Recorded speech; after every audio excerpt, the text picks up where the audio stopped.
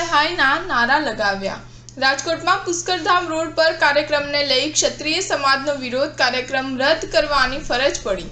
રાજકોટની લોકસભા બેઠકના ભાજપના ઉમેદવાર પુરુષોત્તમ રૂપાલાના નિવેદનને લઈને ક્ષત્રિય આંદોલન ચાલી રહ્યું છે।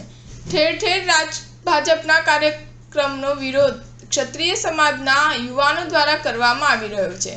ત્યારે આજે રાજકોટના પુષ્કરધામ રોડ પર રૂપાલાના કાર્યક્રમને લઈ ક્ષત્રિય સમાજ દ્વારા રૂપાલા હાય હાય તેમજ જય ભવાનીના નારા સાથે ઉગ્ર વિરોધ કરવામાં આવ્યો હતો, જેને લઈને પોલીસનો ચુસ્ત બંદોબસ્ત ગોઠવી દેવામાં આવ્યો હતો। જો કે ક્ષત્રિય સમાજનો વિરોધ હોવાને કારણે રૂપાલાએ આ કાર્યક્રમ રદ કરવાની ફરજ પાડી હતી।